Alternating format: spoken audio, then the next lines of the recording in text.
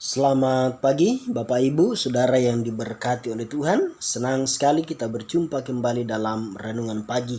Firman Tuhan pagi hari ini terambil dari Keluaran pasal 14 ayat 13 sampai ayat yang ke-16. Firman Tuhan berbunyi demikian, "Tetapi berkatalah Musa kepada bangsa itu, janganlah takut, berdirilah tetap dan lihatlah keselamatan dari Tuhan yang akan diberikannya hari ini kepadamu. Sebab orang Mesir yang kamu lihat hari ini tidak akan kamu lihat lagi untuk selama-lamanya. Tuhan akan berperang untuk kamu dan kamu akan diam saja." Berfirmanlah Tuhan kepada Musa, "Mengapakah engkau berseru-seru demikian kepadaku? Katakanlah kepada orang Israel supaya mereka berangkat, dan engkau angkatlah tongkatmu dan ulurkanlah tanganmu ke atas laut dan belalah airnya, sehingga orang Israel akan berjalan dari tengah-tengah laut di tempat kering." Demikian firman Tuhan. Tema renungan kita di pagi hari ini, berjalan di tengah badai kehidupan. Bapak Ibu Saudara yang diberkati oleh Tuhan, Musa dipilih oleh Tuhan untuk membawa bangsa Israel keluar dari tanah Mesir untuk menuju ke tanah perjanjian. Setelah melewati masa perbudakan selama 400 tahun, bangsa Israel tidak dilepaskan begitu saja meninggalkan tanah Mesir. Mereka dikejar oleh pasukan Firaun hingga mereka tiba di tepi laut Teberau. Bagi bangsa Israel sudah tidak ada jalan keluar lagi dari masalah yang ada pada saat itu. Di belakang mereka ada pasukan Firaun yang mengejar, sedangkan di depan mereka terbentang lautan yang luas dan dalam. Tidak ada jalan lagi bagi bangsa Israel pada saat itu. Mereka benar-benar dalam keadaan yang terjepit. Bapak Ibu Saudara yang diberkati Tuhan, kisah ini menggambarkan badai kehidupan yang sering dialami dalam kehidupan kekristenan kita. Begitu besar dan begitu banyak masalah yang menghimpit kehidupan kita, sehingga kita merasa tidak ada lagi jalan keluar. Segala cara sudah ditempuh, namun tidak membuahkan hasil. Bapak Ibu Saudara yang diberkati Tuhan, mari kita belajar dari kisah tentang Musa dan bangsa Israel ini. Bagaimana cara mereka bisa melewati masalah yang seperti itu. Ada beberapa rahasia. Yang pertama adalah jangan takut. Firman Tuhan berkata, "Tetapi berkatalah Musa kepada bangsa itu, janganlah takut." Kita tidak boleh takut terhadap masalah sebesar apapun yang menghimpit hidup kita. Kita harus katakan kepada diri kita sendiri untuk tidak takut terhadap masalah tersebut. Bebaskan diri kita dari ketakutan, karena di dalam ketakutan tidak akan ada damai sejahtera. Di dalam ketakutan kita tidak akan mengalami namanya ketenangan. Di dalam ketakutan kita tidak akan mengalami yang namanya kemenangan. Karena itu, kuncinya yang pertama adalah jangan takut. Yang kedua adalah tetap berdiri.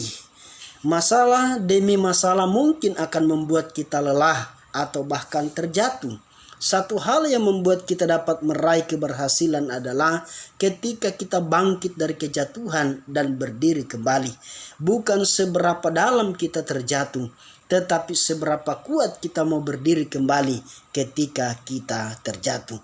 Itu sebabnya ambillah seluruh perlengkapan senjata Allah supaya kamu dapat mengadakan perlawanan pada hari yang jahat itu dan tetap berdiri sesudah kamu menyelesaikan segala sesuatu. Gunakan seluruh perlengkapan rohani yang sudah Tuhan berikan bagi kita, baik itu firman Tuhan, kebenaran, keadilan, doa damai sejahtera, iman dan keselamatan. Dengan bangkit kembali dan tetap berdiri dalam kebenaran Tuhan, maka kita akan meraih keberhasilan dan kesuksesan di tengah-tengah masalah. Yang ketiga, angkat tongkat. Tongkat berbicara mengenai kuasa Tuhan. Dengan tongkat ini maka Musa dapat membelah laut. Pada kisah sebelumnya tula-tula terjadi melalui tongkat yang digunakan oleh Musa. Di kisah berikutnya pun Musa juga menggunakan tongkat ini, mengeluarkan air yang dapat diminum oleh bangsa Israel, dan banyak mujizat lain yang terjadi untuk membuktikan kuasa Allah bagi bangsa Israel. Kuasa Tuhan telah dicurahkan melalui Roh-Nya yang telah turun dan tinggal di dalam hidup kita. Ketahuilah hal ini dan yakinlah bahwa kuasa Tuhan ada dalam diri kita. Kuasa ini adalah kuasa yang sama dengan kuasa yang digunakan Musa melalui tongkatnya. Gunakan otoritas yang telah Dia berikan bagi hidup kita untuk membelah laut di hadapan kita. Yakinilah bahwa kuasa Tuhan dapat digunakan untuk membuka jalan di tengah masalah-masalah yang kita hadapi. Perkatakan firman Tuhan, perkatakan hal-hal positif, dan perkatakan hal-hal yang membangun. Yang keempat, ulurkan tangan, dan engkau angkatlah tongkatmu dan ulurkanlah tanganmu ke atas laut, dan belalah airnya sehingga orang Israel akan berjalan dari tengah-tengah laut di tempat kering. Perintah untuk mengulurkan tangan adalah perintah agar Musa memiliki iman dan memberanikan diri untuk bertindak. Hasil dari tindakan iman inilah yang membuat laut Teberau terbelah. Laut Teberau tidak akan terbelah jika Musa tidak mengulurkan tangannya ke atas laut.